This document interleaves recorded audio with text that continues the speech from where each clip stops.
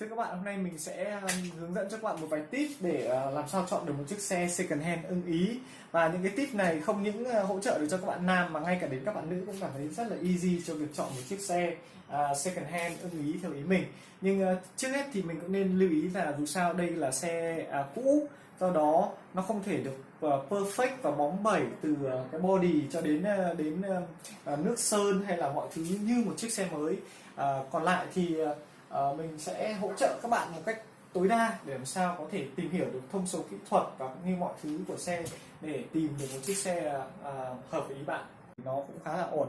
Ok, ở đây thứ nhất là với tip đầu tiên, khi chúng ta làm thì chúng ta cần phải kiểm tra toàn bộ thân vỏ của xe để xem là xe này có đã sơn lại hay chưa, có va quệt hay không, và có đã từng chỉnh sửa gì về cái mặt thân vỏ hay không. Ok, thì đầu tiên đó là khi các bạn nhìn qua cái phần thân vỏ của xe nhé, để xem thì các bạn xem đầu tiên là những cái mà có thể rõ ràng nó là lồi lõm ở đây thì chúng ta có thể nhìn thấy một cách rõ ràng. Cái xước thì tất nhiên không thể tránh được với những xe second hand.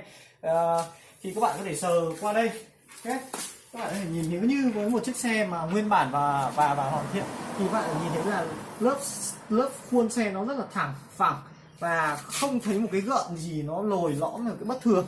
Ok, và khi các bạn nhìn vào đây, đặc biệt là những cái khía ở cạnh chỗ tay nắm này này, đó là một chỗ mà những người thợ sơn xe họ cực kỳ ngại, bởi vì thứ nhất nó là nó rất dễ lộ ra cái khuyết điểm khi mà sơn xe.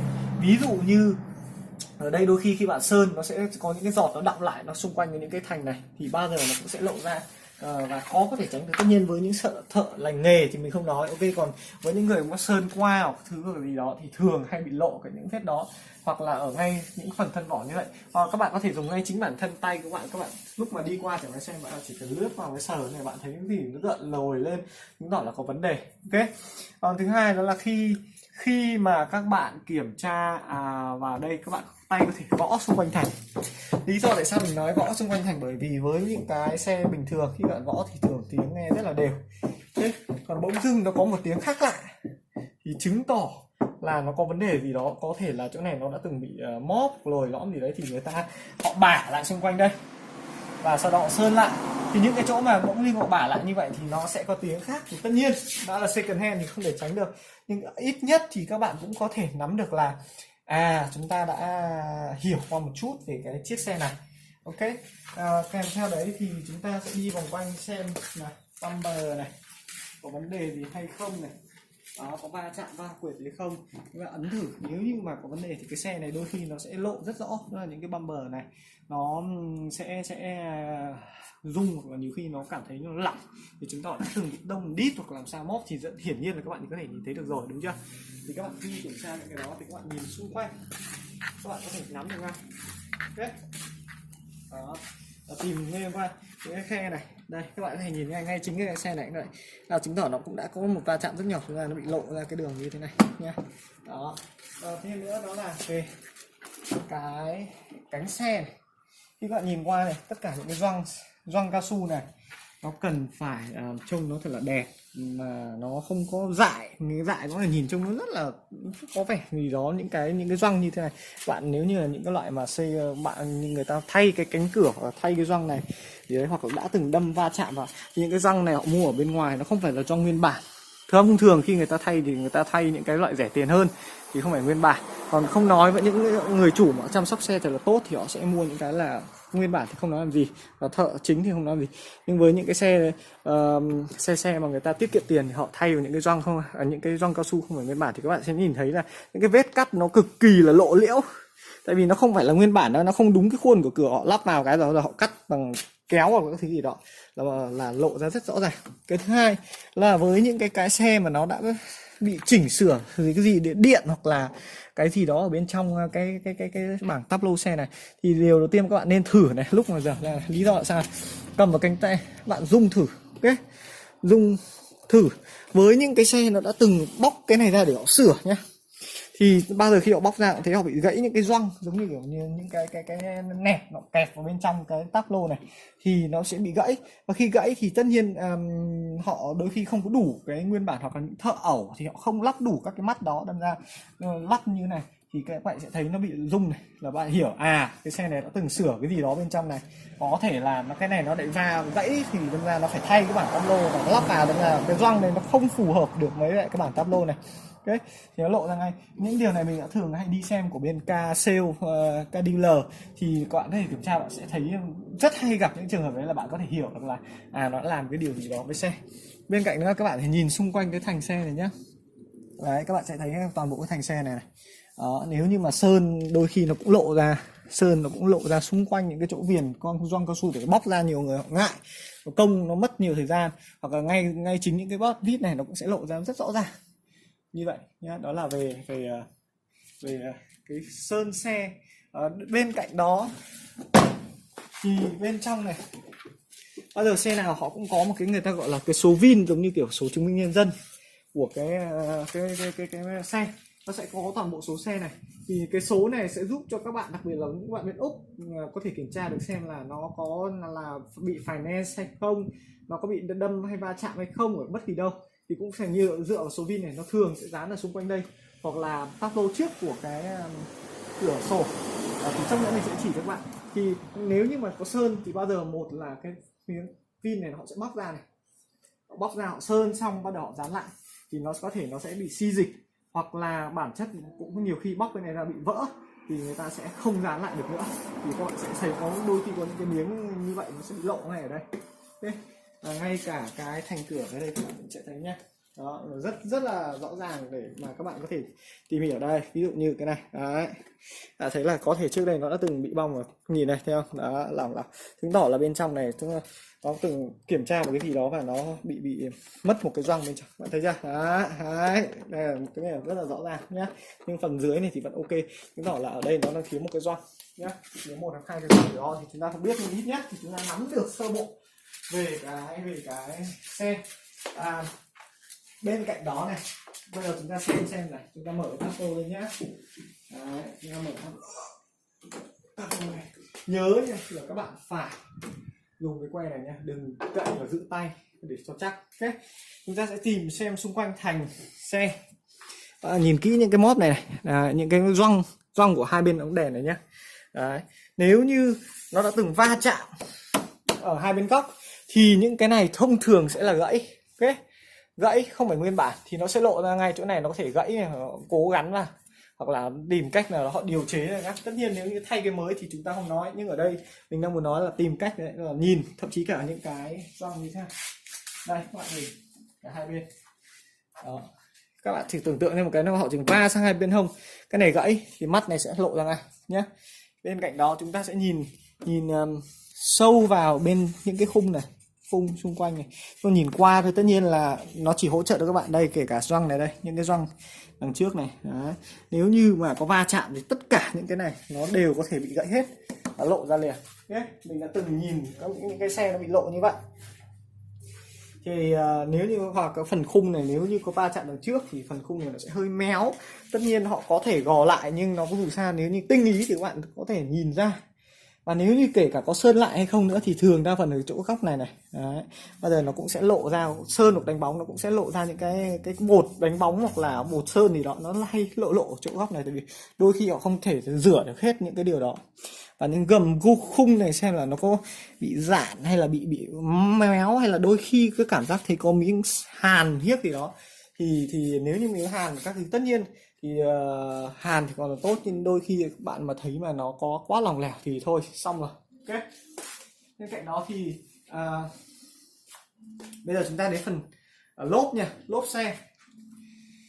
Lốp xe cũng hết sức quan trọng, bởi vì nó có thể giúp cho các bạn biết là bạn có phải mất bao tiền để đôi khi phải thay cả bộ lốp nhé. Với bên Úc thì có thể thay đến tận vài trăm đồng ở một bộ lốp.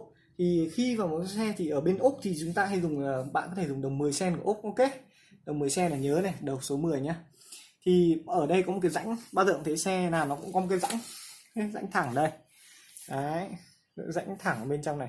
Bạn hãy dùng đồng 10 sen của Úc này, bạn cắm nó vào cái lỗ này. Ok, bạn cắm vào cái lỗ này. Đấy, bạn thấy chưa? Đó. Bạn thấy là với như cái xe này hiện nay lốp của mình là cũng tương đối là bắt đầu mòn, có nghĩa là mình có thể hiểu là mình sắp sửa phải đi đây. Có những cái xe nếu như bạn mà chạm vào giống như chạy thẳng như này thì có nhìn thấy được cả cái mặt này luôn này. Đấy.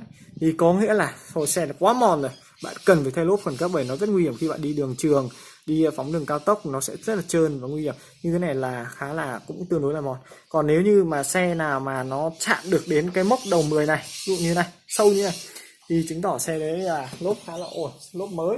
Thì như vậy bạn không phải mất tiền phải đổi lốp khi bạn mới mua xe. Thì bạn có thể dùng cái điều kiện đó để bạn có thể negotiate với chủ xe nhé, giảm bao nhiêu nhé. Đấy. Còn bây giờ chúng ta sẽ đi ra kiểm tra đến phần gầm xe này. Gầm xe thì bây giờ chúng ta sẽ có hai phần để kiểm tra, đó là gầm trước và gầm sau. Tại sao phải kiểm tra gầm trước này? Gầm trước đây, bạn nhìn đấy, nhìn dưới gầm trước này, đây gầm có bánh trước. Bạn nhìn thấy nếu chẳng may có bất kỳ một cái giọt dầu hay là gì bám loang lổ ở đây này, thì chứng tỏ là xe này đang bị leak dầu, mà mình hay nói leak dầu là chứng tỏ xe nó có vấn đề gì đó nha, có bị chảy dầu hay không đấy. Thông thường những cái bạn mà ấy hay nói bị chảy dầu đó, nó là lộ ở đây. Chảy dầu đây có thể là từ máy hoặc là từ những cái bộ liên quan đến dầu ở phía bên trên. Thì tất nhiên với những mình là học sinh thì chúng ta không cần qua phải sửa nó làm gì, nhưng để chúng ta biết kèm theo đó thì chúng ta có thể đi ra tiếp đằng sau. Chúng ta là kiểm tra gầm bên dưới. Đây là bộ giảm xóc này. Giảm xóc này, nếu như ở đây bạn nhìn thấy này, dầu nó bám xung quanh cái bộ giảm xóc này, thậm chí cả hệ thống này nữa. Đấy. Thì có nghĩa là cái bộ giảm xóc này cũng có vấn đề, chúng ta sẽ phải thay và sửa. Ok. Một khi đã chảy dầu thì chắc chắn là phải thay và sửa một cái gì đó, thì chúng ta có thể hiểu được để chúng ta thay đổi nhá. Đó, để chúng ta phải negotiate với lại chủ là chúng ta nói nó bị chảy dầu. Rồi bây giờ thì chúng ta sẽ bắt đầu kiểm tra về phần máy này. Máy thì điều đầu tiên khi bạn kiểm tra máy, bạn đi lưu ý giúp mình là luôn luôn phải có cái napkin này, cái giấy hoặc tissue paper. Ok, lý do là sao? Tại vì khá là bẩn tay. Nếu như các bạn không ngại, không muốn, ok, đặc biệt là các bạn nam, bạn vẫn phải cần. Nhất là khi đầu tiên chúng ta khi mở cái táp lô này lên thì thế là bộ nước làm mát là khá là quan trọng. Nếu các bạn nhìn ở đây này, bộ nước làm mát có thường là có màu đỏ hay màu hồng hay màu vàng, màu xanh, thì ở đây cũng hình như có màu khác mình không nắm được. Thì bây giờ bạn xem là bộ nước làm mát này, đấy, bộ min max này. Đấy, bao giờ xe bạn cũng sẽ nhìn thấy bộ nước làm mát cái cục khá là to. Thì ở đây min, và nếu nước nó nằm giữa min và max có nghĩa là nó khá là ổn. Còn nếu mà vượt quá max thì có nghĩa là mình đã đổ hơi nhiều và thợ đã đổ hơi nhiều. Còn dưới min, khi bạn nhìn thấy đổ dưới min có nghĩa là có hai trường hợp xảy ra. Cái thứ nhất, một là cái này xe này lâu lắm không bảo dưỡng. Còn nếu như mà bạn kiểm tra sổ bảo dưỡng hay hỏi người chủ mà họ bảo là cái này vừa mới được bảo dưỡng mà nước lại ở bên dưới này, thì điều đó chứng tỏ một điều là cái xe này nó đang bị chảy cái nước làm mát. Chảy nước làm mát này có thể chảy xuống dưới đất hoặc chảy đi đâu, hoặc là nếu mà tệ hơn nữa thì nó là chảy trực tiếp vào bộ buồng máy. Ok, đó thì nó cũng là một vấn đề mà chúng ta cần phải xem xét nhá. Đôi khi cái nước làm mát này khi nó chỉ chảy tí tách, nhưng đôi khi nó chảy rất là nhiều, và khi mà đã là chảy thì có nghĩa là chúng ta sẽ phải thay. Ok, thì nếu mà như là chỉ là leak ở cái đường ống chảy xuống dưới đất thì không sao, thì ít nhất thay một ít tiền. Nhưng nếu nó mà chảy vào buồng máy thì chúng ta tèo. Ok, thì bây giờ đầu tiên chúng ta là bộ máy là bộ quan trọng nhất của cái xe. Khi chúng ta kiểm tra xe thì máy là cái điều tại sao mà chúng ta luôn nói là nếu như máy mà hỏng thì như tim hỏng, mình hay nói đùa như vậy. Thì xe nào cũng vậy, họ luôn có một bộ kiểm tra dầu. Thì kể cả khi mình cần đi xa hay kiểm tra xe thì đây là cái nguyên tắc để các bạn kiểm tra này. Đầu tiên các bạn phải tìm được cái que kiểm tra dầu nhá. Các bạn phải lau nó đi, lau cho nó khô đi này. Đấy, lau khô đi. Và bao giờ cái kiểm tra dầu bạn cũng để ý nó sẽ luôn có hai đầu, là hai cái đầu khác nhỏ này. Đấy, hoặc là một cái xoắn khác, thì tùy từng xe nhưng bao giờ nó cũng phải có hai đầu này. Dầu nếu bình thường bao giờ cũng nằm trong giữa hai khoảng này. Ok, còn nếu như mà nó vượt quá thì có nghĩa là lúc mà chúng ta top up dầu bảo dưỡng chúng ta quá nhiều. Còn nếu mà ít quá thì có nghĩa là xe này nó đang bị thiếu dầu. Thiếu dầu thì như mình có nói, ví dụ như xe mà lúc nãy chúng ta kiểm tra gầm đằng trước mà nó bị leak thì có nghĩa là dầu nó đang bị chảy xuống nhá, tức là đang chảy dần. Và tưởng tượng xem nếu như mà dầu mà cứ chảy dần đến lúc máy hết dầu thì là sẽ bị cháy máy. Còn nếu các bạn nhìn vào đây nhá, bây giờ ví dụ chúng mình kiểm tra này. Đấy, chúng ta cắm vào kiểm tra nhé. Bây giờ mẹ cắm xong một tí. Đó, và các bạn đưa lên này. Đó, các bạn sẽ nhìn thấy này. Nhìn thấy chưa? Đó, dầu nó đã nằm trong cái vạch đó. Thì ở cái màu dầu nó cũng quyết định tất cả, nó như màu máu, mà chúng ta nhìn màu máu chúng ta đoán bệnh. Ok, ví dụ như dầu này nó là dầu mới này thì mình cũng mới bảo dưỡng xe, thì cái màu dầu này hết sức là bình thường. Các bạn có thể nhìn thấy màu dầu này, nếu như bạn là nam hay bạn nào đã từng ấy thì có thể màu dầu này là màu bình thường. Nếu như nó là màu đen, ok, màu đen có nghĩa là cái xe này đã lâu lắm rồi không bảo dưỡng, đâm ra cái bụi trong quá trình đốt dầu nó bị ảnh hưởng và nó lưu lại trong đấy thì nó rất là bẩn. Thông thường xe nên bảo dưỡng là 1 năm, còn nhiều xe cũ mà nếu như bạn thật sự chủ giữ thì họ thường để 6 tháng là rất là tốt. Như xe mình thì thường là 6 tháng bảo dưỡng. Còn đấy là màu đen nhé. Còn nếu chẳng may bạn nhìn thấy màu nâu sữa như mình hay nói, hay ngoài Bắc mình hay gọi đó là màu gọi là cà phê sữa đấy, màu nâu đá đấy đó, thì hay là trong Nam thì gọi bạc xỉu đi, thì có nghĩa là cái xe này nghĩa là như mình có nói là nó đã bị dầu pha với nước làm bụng, nước làm mát. Ok, và cái trường hợp đấy thì vô cùng nguy hiểm. Chỉ nó chính lý do tại sao nước làm mát bị tụt. Khi quá trình đốt, nước làm mát nó chảy vào trong mấy dầu này, bạn nên lưu ý nhé. Khi mà nó đã chảy vào như vậy thì có nghĩa là toàn bộ cái máy này của bạn hỏng rồi. Ok, các bạn sẽ phải bảo dưỡng và đôi khi có khi phải thay toàn bộ máy nhé. Thì như thế thì cực kỳ nguy hiểm, hoặc thậm chí là nó còn nhiều vấn đề hơn. Thì tốt nhất khi bạn xem máy và mà thấy như vậy thì bạn thôi bỏ đi, đừng có mua cái xe này làm gì nữa, chuyển ra xem xe khác, không cần phải chạy thử luôn làm gì, thì rất là tốn tiền. Okay. Và bây giờ đó là chúng ta sẽ xem đến cái ắc quy. Ắc quy là nếu như các bạn xem là ắc quy này và củ sạc này, như mình thường hay nói đó là điện thoại thì bao giờ cũng chúng ta có ắc quy này, hết ắc quy thì củ sạc có nhiệm vụ là khi chuyển động xe chạy thì nó nạp điện sang bên ắc quy, rất là đơn giản như vậy. Ok, một trong hai cái này mà hỏng thì chúng ta đều chết nhá, trên đường. Đó là lý do mà xe hay bị chết trên đường, đa phần là như vậy. Chỉ ở đây nếu như các bạn mà có thể mượn được ai đó, những người thợ máy, hoặc là bạn có thể lấy mua trên eBay như cái này mình mua thì như cái tầm 6-7 đồng gì đó thì lâu lắm rồi, thì các bạn có thể dùng cái này thì bạn chuyển nó sang cái chế độ cho mình là DCV này, DCV. Ok, âm một cực dương. Thì cái này của mình là nó hơi bị cũ rồi, nên là nó đây là cái rắc răng này nó còn đang bị hỏng đây. Thì các bạn nhớ đỏ là chuyển sang dương này, cắm vào dương này, và kia các bạn cắm vào âm này. Đấy, các bạn nhìn thấy ở đây này, đấy 12 cái ổ này nó đang là 12.7.8. thì với một cái xe bình thường và tốt thì 12.7 12.8 nhá, dao động từ 12.5 cho đến 13 thì đấy, ok. Khi mà xe chưa khởi động, lưu ý nhất là chưa khởi động gì cả, đây là bình thường. Có nghĩa là như vậy chúng ta hiểu là ắc quy đang hết sức bình thường, khi máy chưa hoạt động, đâm ra là củ sạc chưa có chạy nhá, củ sạc điện chưa chạy, đây là bình thường. Thì có nghĩa là chúng ta hiểu là ắc quy bình thường. Ok, còn nếu như mà mình đo mà mình thấy dưới 11 này, dưới 10 này thì tốt nhất đó là các bạn không nên dùng xe để đi xã nào mà có củ sạc, cái ắc quy của bạn có vấn đề, và một là lâu không biết là do vấn đề gì, nhưng tốt nhất như vậy là nên cho thợ kiểm tra. Bây giờ chúng ta sẽ khởi động máy nhá.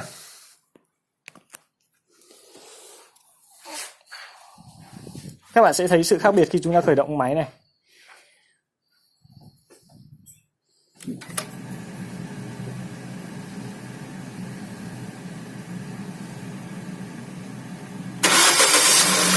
Đấy, các bạn sẽ thấy nó nhảy ra, đó, nhảy này. Đấy, các bạn thấy chưa? Đó, bất chợt nó tăng lên một cách này. Đó, đấy. Đó là khi củ sạc bắt đầu chạy. Và củ sạc chạy thì nó sẽ đẩy điện vào. Ok. Và như vậy là nó sẽ đẩy lên trên 13 và 14. Khi mà máy hoạt động thì bao giờ nó cũng đẩy lên như vậy nhá. Trên 13 và 14. Như vậy có nghĩa là củ sạc vẫn hoạt động, nhưng mình cảm thấy là củ sạc nó cũng có vẻ yếu, tại vì bình thường những cái khác thì mình sẽ thấy là củ sạc nó sẽ đẩy lên luôn. Ok. Thì đó, như vậy là các bạn có thể kết luận là ok, củ sạc điện đấy không có vấn đề gì.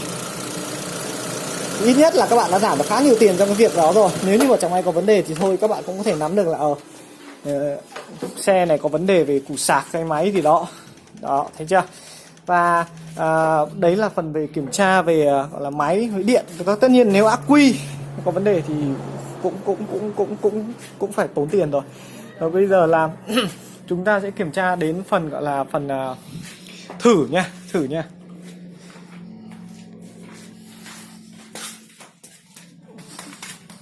giờ chúng ta sẽ ra đằng sau.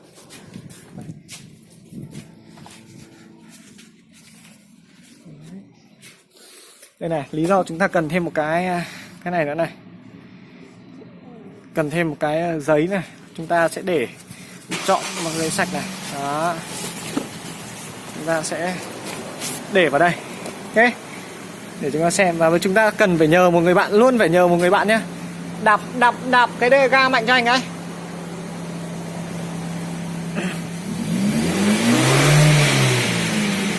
Mạnh nữa đi.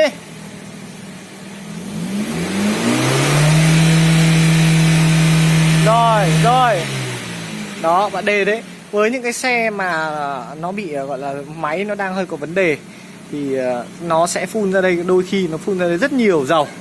Như vậy là nó không có tiêu thụ được hết dầu, nó đẩy ra đây rất nhiều. Có những cái trường hợp mình đi xem cho các bạn của mình mà thậm chí nó ọc ra đây cả một khối lượng dầu mà con nhện đen kịt ở đây bắn tung ra dưới đất này, thì như vậy là máy cũng đang có vấn đề. Ok, tất nhiên nếu mà bắn chỉ muội đen thì không có vấn đề gì lắm, nhưng mà đấy, kèm theo đó là khi mà chúng ta ngửi, chúng ta sẽ thấy là có cái mùi xăng nó không được tiêu thụ hết, thì chứng tỏ là xe đôi khi cũng cũ, đâm ra nó không tiêu thụ hết xăng. Nhưng nếu mà mùi xăng quá nồng và đi quá nồng thì chứng tỏ xe cũng đang có vấn đề nhá các bạn. Các bạn, sau khi các bạn đã kiểm tra được toàn bộ máy và thân vỏ xong mà các bạn cảm thấy ưng ý với xe, như vừa rồi mình có nói là nếu như mà bạn thấy máy mà có bị pha dầu máy mà pha với cả nước làm mát thì tốt nhất các bạn nên bỏ, không cần phải đi thử làm gì nữa. Còn bây giờ trong trường hợp nếu như bạn ưng rồi thì bây giờ chúng ta chuyển sang đi thử kiểm tra xe này. Thì đầu tiên nữa là khi bạn đề máy nhá, các bạn đề máy này, dứt điểm một cái các bạn sẽ thấy là nó lên luôn. Còn với những cái xe mà khi bạn đề lên mà bạn thấy điện nó cứ kệ hoặc là nó đề mãi 2-3 lần mới được thì có nghĩa là nó cũng đã bắt đầu có vấn đề về điện hoặc là gì đó của xe. Ok, như vậy thì nên lưu ý khi xem xe đó. Và đầu tiên là khi bạn đi thì bạn nên bật hết cho mình điều hòa lên mạnh nhất cho mình. Ok, bật điều hòa mạnh hết lên đó, để các bạn dùng coi như tối đa cái năng suất của cái xe thì các bạn có thể nhiều của xe này có thể hay không, cái bộ điện hay là ắc quy hay là các cái yếu các bạn sẽ lộ ra ngay.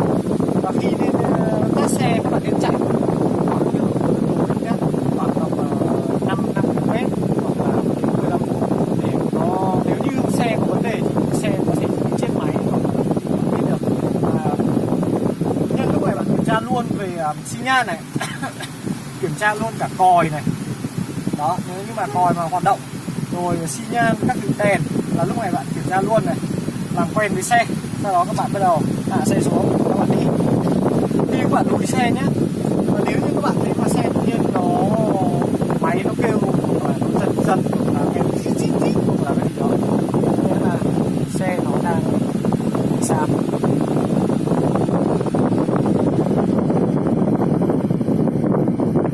Bây giờ chúng ta sẽ bắt đầu thử xe, và khi đi lưu ý nhé là các bạn, ok, khi các bạn thử xe này các bạn khi mà xe trơn thử phanh là thử hết đầu tiên các bạn thử nhé. Và khi mà đi xe thì các bạn nên là cố gắng đi trong đường gọi là khu dân cư và đi trong những cái có nhiều chỗ ngoặt rẽ, như vậy thì tiện cho xe. Đầu tiên các bạn đi chậm này đó, xe trôi xe này, sau đó các bạn đạp nhanh này, bóng mạnh lên cái để các bạn thử xem cái gia tốc của nó có tốt hay không. Rồi các bạn để xe xung quanh đằng sau nhá, không các bạn phanh cấp lại này để kiểm tra phanh. Ok đó, nếu như thấy phanh nó bám như vậy có nghĩa là phanh ok. Còn nếu như bạn cảm thấy là bạn dậm phanh xuống mà thấy nó trôi nếu mà phanh có vẻ là có hơi ngọt và chúng ta thử tay, cảm giác của tay lái khi đi nó không dùng. Nhiều xe khi đi bạn sẽ thấy hơi cứng. Khi lưu ý là khi đi xe kiểm tra này đó là chúng ta phải đánh rẽ trái rẽ phải liên tục. Bởi vì sao? Để chúng ta kiểm tra xem là cái bánh lái nó ok hay không. Nhưng mà lái mà có vấn đề hoặc là đánh trái đánh phải mà bạn thấy nó không cứng chắc tay, như vậy là xe có vấn đề. Cái phần về máy thì kiểm tra lô.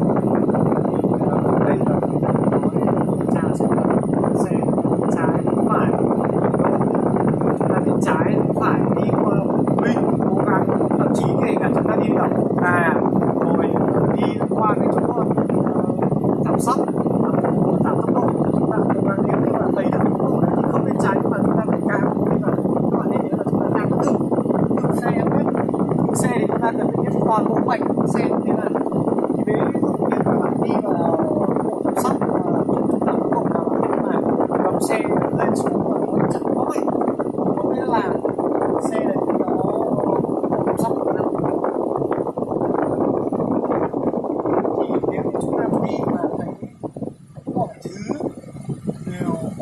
chấp nhận được thì các bạn có thể là suy nghĩ cái việc lấy chiếc xe đó. Đấy. Còn nếu các bạn mà thật sự mà cảm thấy chưa yên tâm, các bạn có thể gọi dịch vụ để kiểm tra cho nó tốt hơn. Nhưng với những cái kinh nghiệm của mình đã từng đi kiểm tra xe với những người bộ cháu thì các bạn ok rồi. Nhưng lưu ý các bạn phải kiểm tra, đặc biệt các bạn cần kiểm tra cái finance của xe hay không, rất quan trọng. Nên nếu các bạn đã chiếc xe đấy rồi thì việc còn lại là hoàn toàn các bạn quyết định là có lấy cái xe đấy hay không. Đó đây là phần chia sẻ của mình về cách chọn tip để chọn một chiếc xe second hand, hay như là cách để các bạn có thể kiểm tra xe định kỳ tại nhà.